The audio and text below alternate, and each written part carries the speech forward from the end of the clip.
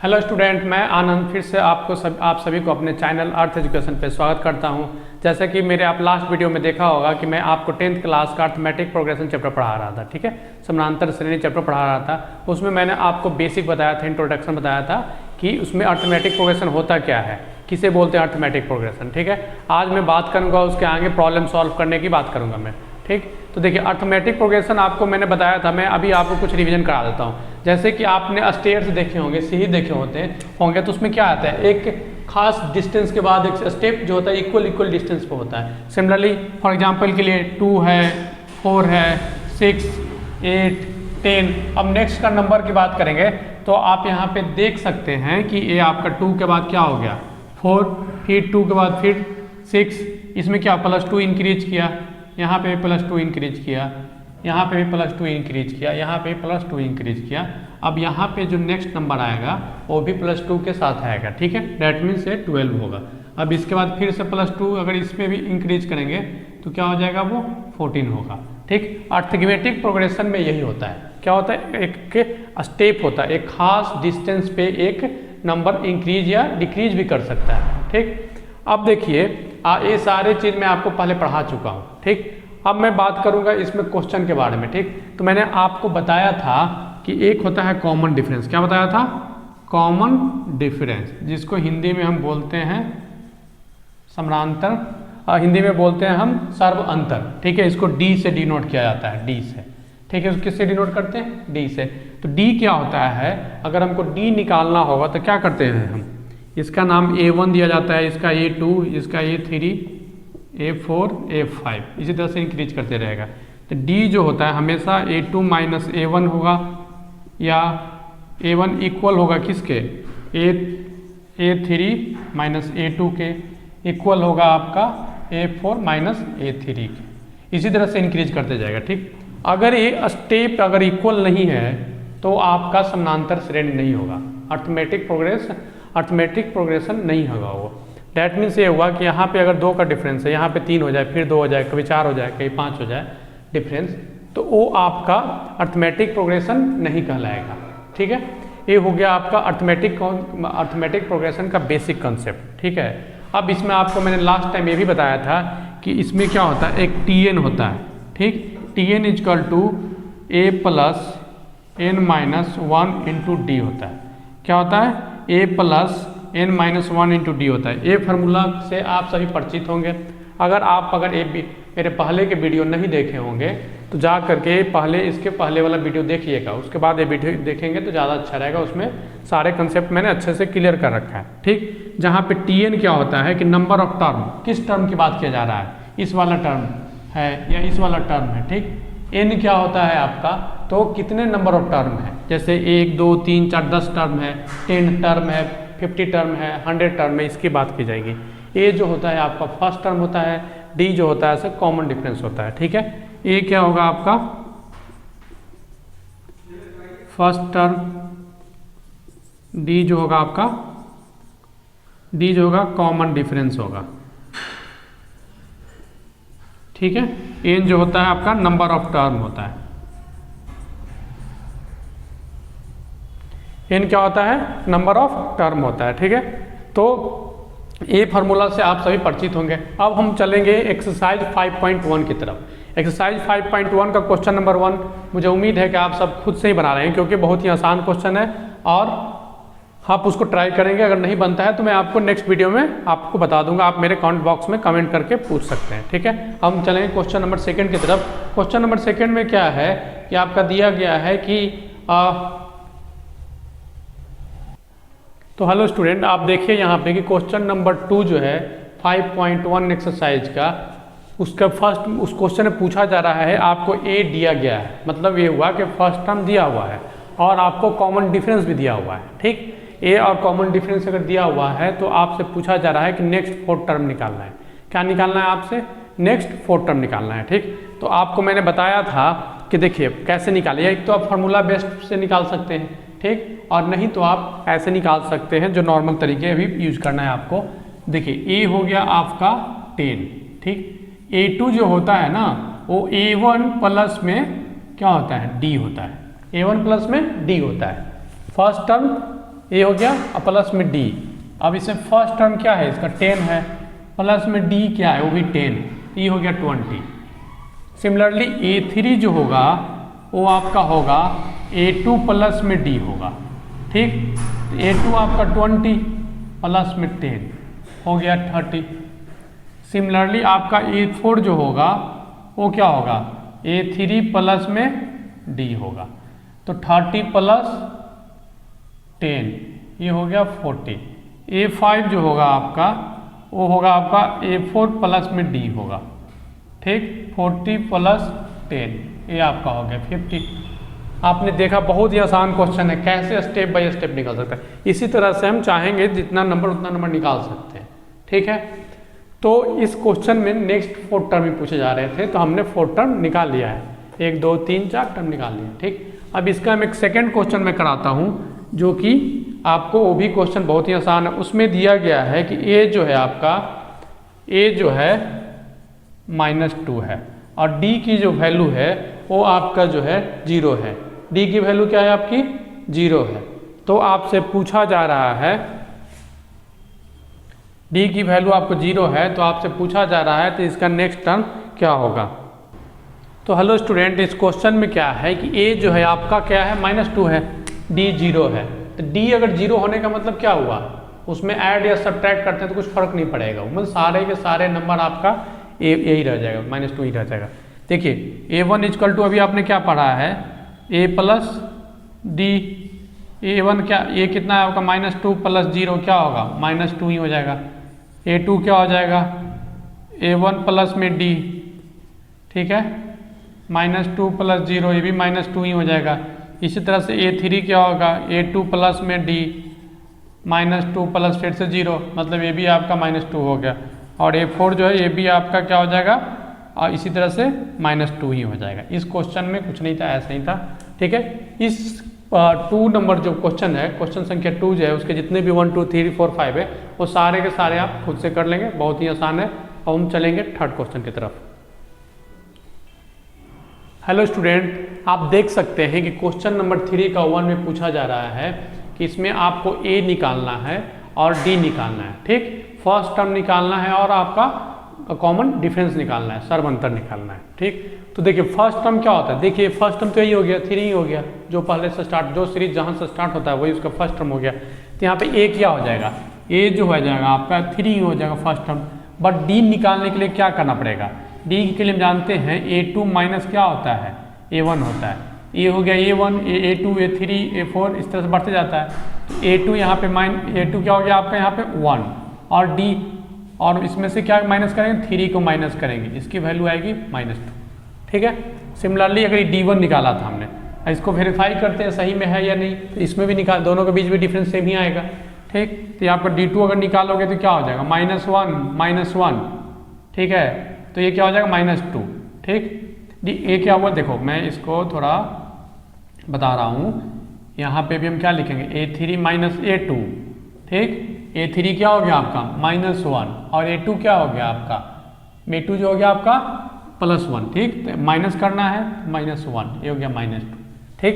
तो D2 का value D कितना है, A1 और D1 और D2 क्या है, सेम है, तो क्या आएगा -2, A1 की वैल्यू आपका 3 है। सिमिलरली अगर आप इसके दूसरे क्वेश्चन की तरफ चलेंगे तो उसमें क्या है, सेकेंड क्वेश्चन में है आपका कि एक 5 है आपका, उसके बाद क्या है -5 -1 3 7, -5 -1 3 और 7। यहाँ पे A की वैल्यू क्या हो गई, -5, ठीक। D निकालना होगा तो हम क्या करेंगे, A2 माइनस A1, देखिए A2 क्या है आपका -1 माइनस, और D कितना, A1 क्या है आपका -5, ठीक है। ये आपका हो गया -1, माइनस इंटू माइनस क्या होता है आपका, माइनस इंटू माइनस होता है +5, ठीक है। ये आपका हो जाएगा +4, ठीक, +4 होगा, क्योंकि देखिए ये माइनस है, ये प्लस है, +4 हो जाएगा D। ये सही है या नहीं, आप सेकंड में निकाल लीजिए, अगर दोनों इक्वल आ जाएगा ठीक है। अपने सेकंड निकालिए आप अगर, तो क्या हो जाएगा, A3 माइनस A2 कर दीजिए, A3 माइनस A2, A3 आपका कौन है 3, A2 आपका कौन है आपका -1, कितना हो गया ये आपका ठीक, 3 माइनस इंटू माइनस प्लस 1 क्या हो गया 4। इस तरह से डी की वैल्यू क्या हो गई 4 हो गई। सिमिलरली ये क्वेश्चन बहुत ही आसान है, आप क्या कर सकते हैं कि इसे खुद से भी सॉल्व कर सकते हैं। ठीक है, थर्ड का जो जितने भी बाकी क्वेश्चन है वो सारे आप खुद से सॉल्व कर सकते हैं। अब हम चलेंगे क्वेश्चन नंबर 4 की तरफ। तो हेलो स्टूडेंट, आपका देखिए क्वेश्चन नंबर 4 में क्या बोला गया है कि आपको इसमें बहुत सारा क्वेश्चन दिया गया है। उसमें क्या है ना कि एक सीरीज दी गई है, आपको उस सीरीज को बताना है कि वो एपी में है या नहीं है। अगर वो एपी में है तो आपको क्या करना पड़ेगा कि उसके नेक्स्ट 4 टर्म निकालने हैं। ठीक, आपको देखिए 1 2 3 4 टर्म दिए हुए हैं, इससे आपको चेक करना है कि वह एपी में है या नहीं है। अगर वह एपी में नहीं है तब तो ठीक है, आपको कुछ नहीं निकालना। लेकिन अगर वो एपी में है तो आपको इसके नेक्स्ट 4 टर्म आपको निकालने हैं। ठीक, जैसा कि आप सभी जानते हैं कि मैं आपको बता चुका हूं कि हम कैसे पता करेंगे कि वो एपी में है या नहीं है।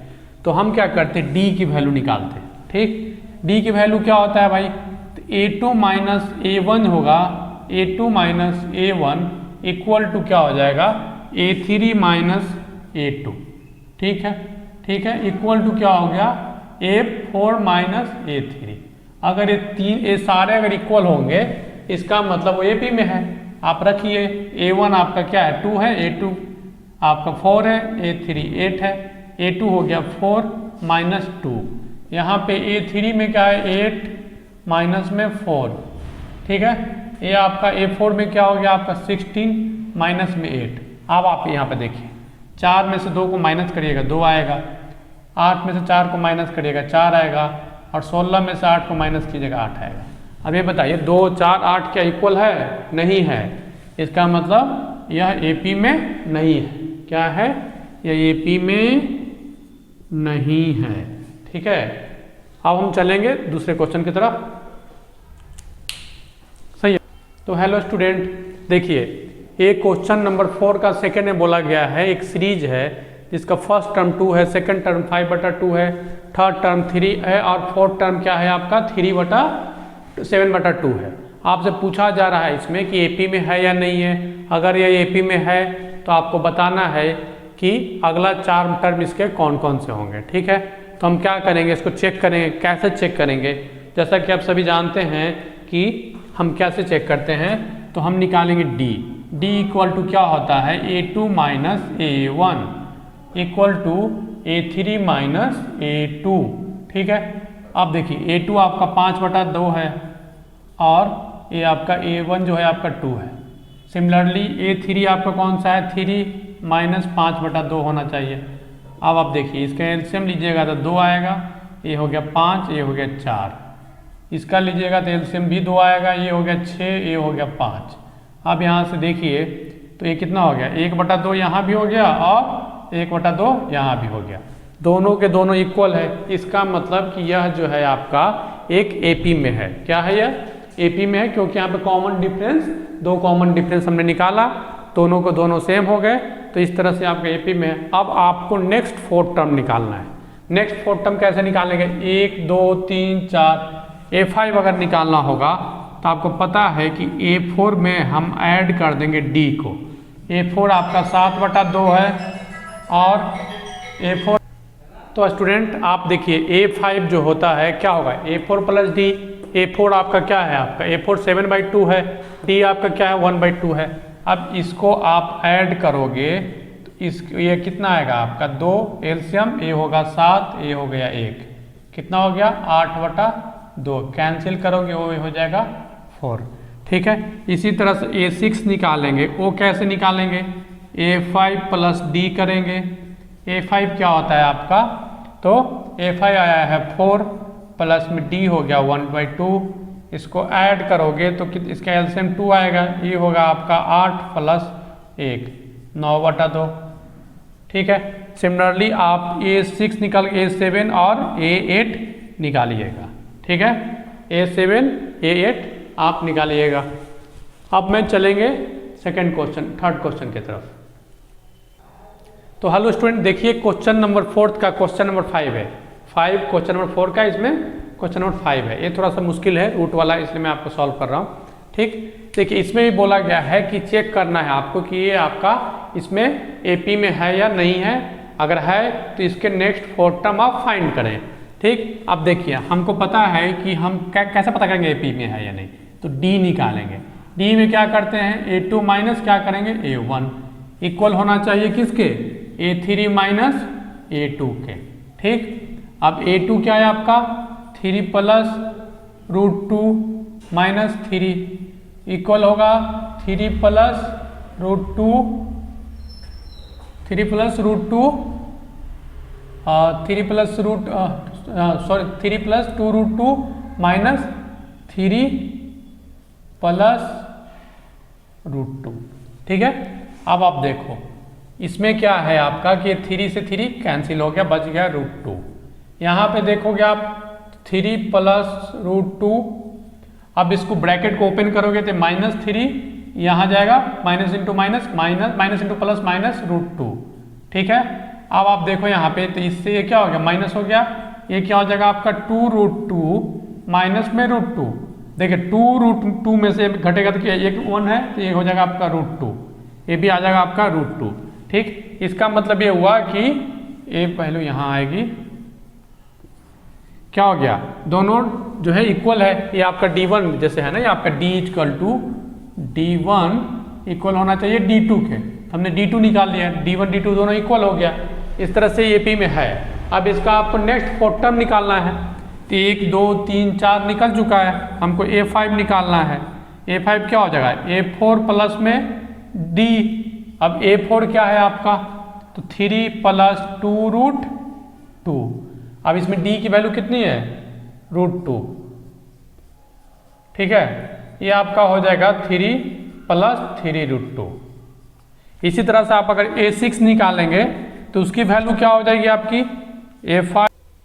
तो यहाँ पे देखिए A5 है। अच्छा हाँ, एक चीज़ आपको A4 जो है ना, A4 3 प्लस 3√2 है। ठीक है ऑलरेडी, ठीक है, तो यहाँ पे हम A4 की वैल्यू यहाँ पे क्या है 3 प्लस 3√2 है, ये आपका 3 आएगा, यहाँ पे सॉरी मिस्टेक हो गया 3 होगा, तो ये आपका हो जाएगा 4। क्या हो जाएगा आपका 4√2। अब यहाँ पे क्या करेंगे आप फिर से √2 को ऐड करेंगे, D अगला टर्म 3 प्लस 4√2 प्लस में √2, ये हो जाएगा आपका 3 प्लस 5√2। इसका ये 6 निकल के आ गया। इसी तरह से नेक्स्ट 2 टर्म भी आप और निकाल लीजिएगा। ठीक है, तो इस तरह से स्टूडेंट चैप्टर नंबर 5.1 करीब करीब कंप्लीट हो गया है। इसमें बाकी क्वेश्चन आप खुद से सॉल्व कीजिएगा, बाकी सारे क्वेश्चन आपको इसी तरह से सॉल्व होंगे। ठीक है, और मुझे उम्मीद है कि आप सभी को ये वीडियो में सारे क्वेश्चन अच्छे समझ में आ गया होगा और सारे क्वेश्चन आपको बन भी जाएंगे, मुझे ऐसा उम्मीद है। अगर कुछ क्वेश्चन आपको नहीं बनते हैं तो आप मेरे कमेंट बॉक्स में कमेंट करके आप पूछ सकते हैं, मैं आपको नेक्स्ट वीडियो में वो क्वेश्चन सॉल्व करके बताऊंगा। ठीक है, तो वीडियो लंबी होते जा रही है, तो इस वीडियो को मैं यहीं पे समाप्त करता हूँ। नेक्स्ट वीडियो में नेक्स्ट कंसेप्ट के साथ आएंगे, नेक्स्ट चैप्टर 5.2 के बारे में बात करेंगे। ठीक है, आप सभी से अनुरोध है कि मेरे चैनल को सब्सक्राइब कीजिएगा और अपने दोस्तों के बीच में इस वीडियो को शेयर कीजिएगा, वीडियो को लाइक कीजिएगा। आप सभी का जल्द से जल्द 10th का बोर्ड आने वाला है। ठीक है, 2 महीने टाइम बचे हैं, आप लोग अपने पढ़ाई पे फोकस कीजिए, मैथ्स अच्छी करनी है तो आप मेरे इस चैनल पे बने रहिएगा। बाकी आपको जो है इसके पहले का वीडियो और ये वीडियो सारे को आप देखिएगा और अपने दोस्तों के बीच शेयर कीजिएगा। बहुत बहुत धन्यवाद।